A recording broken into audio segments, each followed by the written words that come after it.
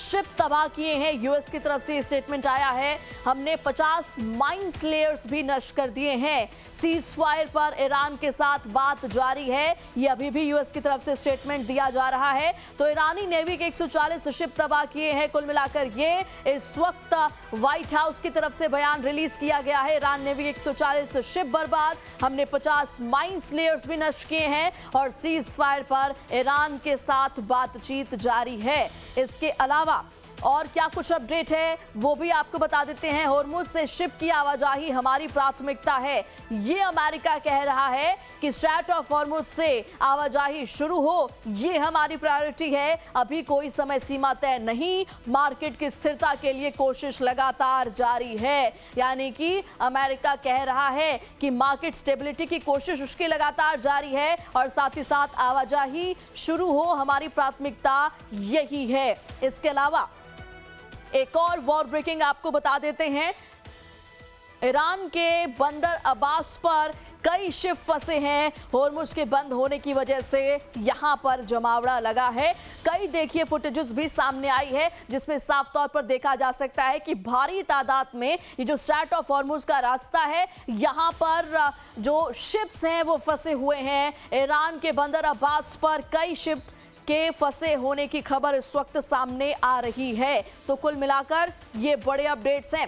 हमारे साथ दो स्पेशल गेस्ट विनोद दत्ता जी और संजीव श्रीवास्तव जी जुड़े हुए हैं। संजीव जी, देखिए अमेरिका की तरफ से ये कहा जा रहा है कि स्ट्रैट ऑफ होर्मुज से आवाजाही ये हमारी प्रायोरिटी है और हम चाहते हैं कि मार्केट स्टेबल हो।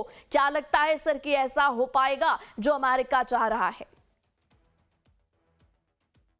देखिए, निश्चित रूप से ईरान की जो इस्लामिक रिजीम है उसने स्टेट ऑफ हॉर्मुज का जो इस्तेमाल है वो एक स्ट्रेटजिक पर्पज के लिए वो कर रहे हैं। वहाँ पर ब्लॉकेड इम्पोज करके वो अमेरिका के ऊपर कॉस्ट इम्पोज करना चाहते हैं और अमेरिका के ऊपर दबाव बनाना चाहते हैं, जो कि बनता हुआ भी दिखाई दे रहा है। और यूनाइटेड स्टेट्स ऑफ अमेरिका ने जो अनेक ईरान के जो थाउजेंड्स ऑफ टारगेट्स को हिट किया है, लेकिन जो स्टेट ऑफ हॉर्मुज है वहाँ पर ईरान की जो इस्लामिक रिजीम ने अभी भी एक अपना कंट्रोल बना के रखा हुआ है। और ये स्पष्ट है कि अमेरिका भले से इस बात के दावे करे कि हमने 140 शिप्स तबाह कर दी, ईरान की नेवी समाप्त हो गई है, ईरान की एयरफोर्स समाप्त हो गई, लेकिन स्टेट ऑफ हॉर्मुज में तो उसने अभी ब्लॉकेट कर रखा है। वहाँ पर तो उसकी नेवी कार्य कर रही है, ऑपरेट कर रही है, उसके एसेट्स अभी इंटैक्ट दिखाई दे रहे हैं। तो अमेरिका का ये जो दावा है कि सब कुछ वहाँ पर हमने नेवी समाप्त कर दी है, वो भी उचित प्रतीत नहीं होता। और जाहिर है कि अमेरिका को स्टेट ऑफ हॉर्मुज में एक अलग तरीके के एफर्ट्स करने होंगे और जो कि आसान नहीं होने जा रहा है, वो चैलेंजिंग होगा। और यूनाइटेड स्टेट्स ऑफ अमेरिका ने इस संदर्भ में जाहिर है कि इसके अंतर्राष्ट्रीय महत्व को ध्यान में रखते हुए और पूरे विश्व का चूंकि इससे इंटरेस्ट जुड़ा हुआ है उसको ध्यान में रखते हुए जरूर इस बात की अपेक्षा की थी, एक मदद भी मांगी थी कि वो स्टेट ऑफ हॉर्मुज में राष्ट्र अपनी जो मिलिट्री है वहाँ पर उसका कंट्रीब्यूशन करें और स्टेट ऑफ हॉर्मुज में ये जो ब्लॉकेड है, एक सेलेक्टिव ब्लॉकेड है, उसको मुक्त कराएं। लेकिन उसका ऐसा कोई सहयोग मिलता हुआ दिखाई अभी तक नहीं दिया है। लेकिन अब अमेरिका ऐसा लगता है कि आने वाले समय में स्वयं से ही वहाँ पर कोई बड़े एक्शन ले सकता है और उसके लिए वो तैयारियां कर रहा है। वहाँ पर उसकी जो मरीन्स हैं और उसके जो स्पेशल मिलिट्री ऑपरेशन संदर्भ में अब वो आने वाले समय में कर सकता है। खार्ग आइलैंड जो है, उसके अलावा इस पूरे क्षेत्र में ऐसी भी रिपोर्ट्स हैं कि amphibious assault ship USS Tripoli भी वहां पर पहुंच चुकी है। तो इस तरीके की सिचुएशन जो वहां पर बनी हुई है उसको डील करने के लिए अमेरिका और इजराइल स्वयं से ही बड़ी कार्रवाई वहां पर कर सकते हैं। और मैं स्पष्ट रूप से देखता हूं कि आने वाले समय में यहाँ पर स्टेट ऑफ हॉर्मुज में एक इंटेंस जो अटैक्स और काउंटर अटैक्स वहां पर हो सकते हैं और वो जो पूरा क्षेत्र है वो भी एक वोलेटाइल हो सकता है। लेकिन उसके पहले ऑप्शंस जरूर हैं। जी जी जी, ठीक कहा सर आपने। इसी पर मैं विनोद दत्ता जी का भी रिएक्शन ले लेती हूँ। सर, इतना तो साफ है कि स्ट्रेट ऑफ हॉर्मुज जो है वो फ्लैश पॉइंट इस महायुद्ध में बना हुआ है और ईरान की अगर हम बात करें तो वही सर मुहावरा फिट बैठता है कि मरता क्या ना करता। और स्ट्रेट ऑफ हॉर्मुज पर तो सीधा सीधा देखिए उसकी मूवमेंट तय करेगा ईरान। तो क्या लगता है सर कि ईरान का अब अगला कदम क्या हो सकता है?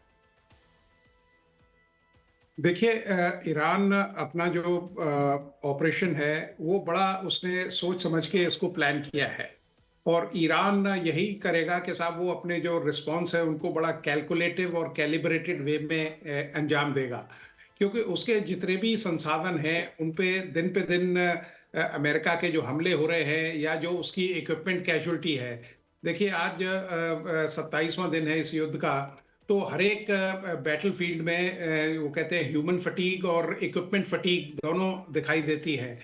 इक्विपमेंट कैजुअलिटीज काफ़ी होती हैं और जो लीडरशिप है ईरान की वो काफ़ी यंग है, क्योंकि जो उनके शीर्ष नेता थे अधिकांश को ख़त्म किया जा सकता है। तो ईरान एक ऐसा युद्ध लड़ेगा क्योंकि उसका एम देखिए, ईरान ने अपने जो एम थे वो काफ़ी अचीव कर लिए हैं। आज अगर 8,000 सैनिक अमेरिका के खाड़ी की तरफ बढ़ गए हैं या उनका यूएसएस ट्रिपली वगैरह ये सब डिप्लॉय हो गए हैं, तो कहीं ना कहीं ईरान अपने ऑब्जेक्टिव्स में सफल होता हुआ दिखाई दे रहा है। क्योंकि आपको याद होगा वर्ल्ड वॉर में, सेकेंड वर्ल्ड वॉर में, जब रशिया मतलब हार की कगार पे था, उस समय उसने जर्मनी को अंदर आने दिया और जर्मनी बड़ा खुश हो रहा था कि साहब मैं जीत की तरफ बढ़ रहा हूं। और जब मौसम बदला, जब सर्दियां शुरू हुई और जर्मनी की जो लाइंस ऑफ कम्युनिकेशन थी वो इतनी स्ट्रेच हो गई कि वो अपनी आर्मी को सस्टेन नहीं कर पाया, तो it was a tactical and logistical failure on part of Germany और रशिया की अंततः विजय हुई। तो वही चीज ईरान करेगा, क्योंकि ग्राउंड ऑपरेशंस में देखिए अमेरिका को टेरेन फेवर नहीं करती है। और जिस ठीक है तरह के सर। लोग हैं, देखिए और भी कुर्द से ये उम्मीद की जा रही थी कि साहब वो अमेरिका का साथ देंगे, वो कतई नहीं देंगे, जी क्योंकि रोनाल्ड बिल्कुल। रीगन से लेके और भी कई प्रेसिडेंट ऐसे रहे हैं जिन्होंने अमेरिका ने कुर्द के साथ विश्वासघात किया है। तो जी ईरान जानता है कि वो किस तरह से अपनी जो जमीनी लड़ाई है उसको लड़ सकता है। और सबसे बड़ा और यही कारण भी है सर कि ईरान कहीं से भी रुकने का नाम नहीं ले रहा। माफी के साथ मैं आपको रोकना चाहूंगी, समय का थोड़ा अभाव है सर। विनोद दत्ता जी और संजय जी, आप दोनों का बहुत बहुत शुक्रिया हमारे साथ चर्चा में शामिल होने के लिए।